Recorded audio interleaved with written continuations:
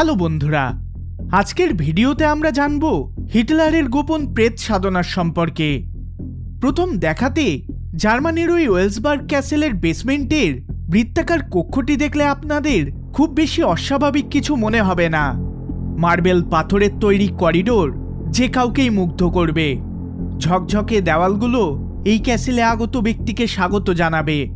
কক্ষের ঠিক মাঝখানে দেখা যাবে একটা পালিশ করা বেদি, যা ধাপে ধাপে একটা পোড়া ও ফাটলযুক্ত পাথরের দিকে উঠে গিয়েছে। এখানে উঠে এলেই দেখা যাবে বাঁকানো দেওয়ালে 13টি লণ্ঠন জ্বলছে একসাথে।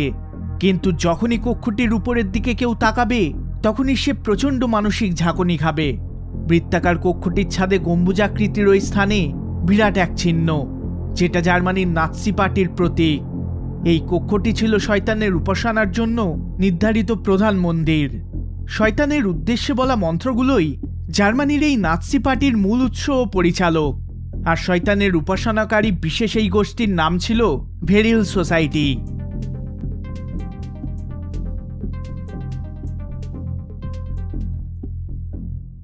হিটলারের অনেক বিশ্বস্ত অনুচর যেমন হিমলার, বোরম্যান ও হেদ সহ অনেকেই এই সোসাইটির সদস্য ছিলেন। আর এই মন্ত্রপাঠ সবার কেন্দ্রতে ছিলেন নাৎসি পার্টির প্রধান অ্যাডলফ হিটলার স্বয়ং। হিটলারকে অনেকে ভাবতেন অন্ধকারের প্রেরিত পুরুষ বা মুক্তিদাতা কিংবা দ্য ডার্ক মাসায়া। ইতিহাসবিদরা নাৎসিবাহীদের ক্ষমতার উৎস ও তাদের চালানো গণহত্যা, গোপন ধর্মীয় আচার আচরণ নিয়ে বিস্তর গবেষণা করে এসেছে। তাদের এই ভয়াবহ ও ব্যতিক্রমী ধর্মীয় আচার আচরণের মূল উৎস হচ্ছে 19বিংশ শতাব্দীর এডওয়ার্ড বুলোয়ার লিটন লিখিত একটি বৈজ্ঞানিক কল্পকাহিনী ভিত্তিক উপন্যাস Vril the power of the coming race. এতে ভিন্ন গ্রহের ইউএফও, পৃথিবীর অভ্যন্তর থেকে উঠে আসা এলিয়েন এবং ভিল নামের এক রহস্যময় শক্তির ভবিষ্যৎবাণী করা হয়েছে। নাৎসিদের আচারিত রীতিনীতির কথা মনে পড়লে এখনকার অনেকের কাছে অদ্ভুত বিভৎস মনে হবে, কিন্তু এই জিনিসগুলোই বিংশ শতাব্দীর শুরুর দিকে নাৎসিদের উত্থান ও এর ধ্বংসযজ্ঞের মূল নিয়ন্ত্রক ছিল।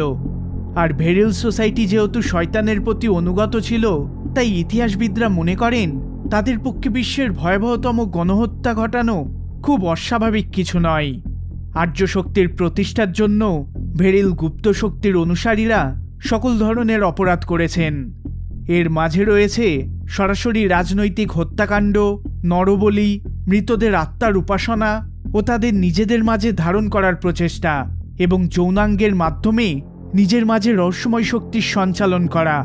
এছাড়া তাদের মাঝে পৃথিবীর পূর্বাঞ্চলীয় দেশগুলির গুপ্তবিদ্যার প্রচারকদের নিয়েও বিশাল আগ্রহ ছিল। তারা বিশ্বাস করতেন আর্যদের কিছু বংশধর হিমালয়ের আশেপাশে বসবাস করে থাকে। সবচেয়ে বিভৎস যে বিষয়টি ছিল তা হচ্ছে এই ভেরিল সোসাইটির সদস্যরা বুকে ছুরি বসিয়ে ও শিরচ্ছেদের মাধ্যমে শিশু বলি দিত। 1920 সালের দিকে মিউনিখে যখন নাৎসিবাহীদের উত্থান ঘটল, তখন হাজার হাজার শিশু নিখোঁজ হয়ে গিয়েছিল রহস্যময়ভাবে। এদেরকে অন্ধকারের শক্তি ভেরিলের সামনে বলি দেওয়া হতো, এই বিশ্বাস থেকে যে ভেরিল এতে সন্তুষ্ট হয়ে নাৎসিদের অপরিসীম ক্ষমতা দেবে।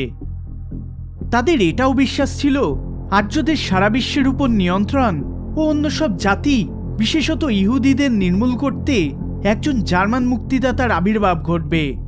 থ্রুল সোসাইটির আলফ্রেড রোজেনবার্গ এবং ডিয়েট্রি জিগার এক প্রেত সাধনার আয়োজন করেন। তারা দাবি করেন অন্ধকারের আত্মা তাদেরকে জানায় সেই জার্মান মুক্তিদাতার নাম হবে হিটলার, যিনি ভাগ্যকে নিয়ন্ত্রণ করতে সক্ষম হবেন ও জার্মানদেরকে পৃথিবীর বুকে পূর্ণ মর্যাদায় প্রতিষ্ঠিত করবেন। এর কয়েক সপ্তাহ পরেই থ্রুল সোসাইটির সভাতে একজন তেজস্বী ব্যক্তির আগমন ঘটে। তার নাম অ্যাডলফ হিটলার। খুব শীঘ্রই হিটলার তার বাকবিদ্যা ও ব্যক্তিত্ব দিয়ে সেখানে গুরুত্বপূর্ণ অবস্থান দখল করেন। তিনি একসাথে অনেক মানুষকে হিস্টেরিয়া আক্রান্ত উপাসনাকারীতে পরিণত করতে পারতেন। সক্ষম ছিলেন একসাথে অনেকগুলো মানুষকে সম্মোহিত করে তুলতে। তার অনুসারীরা বিশ্বাস করত যে কোনো অজ্ঞাত শক্তি তার উপর ভর করেছে, আর তার দেহের মাঝ দিয়ে সেই শক্তি প্রবাহিত হতো।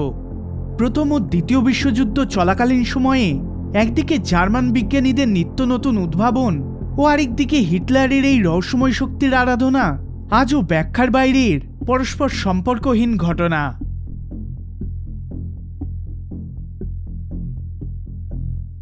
এই ভিডিওটি যদি আপনাদের ভালো লেগে থাকে তাহলে অবশ্যই লাইক শেয়ার করবেন আর চ্যানেলে নতুন হলে সাবস্ক্রাইব করবেন। দেখা হবে পরের বার অন্য কোনো ভিডিওতে। ধন্যবাদ।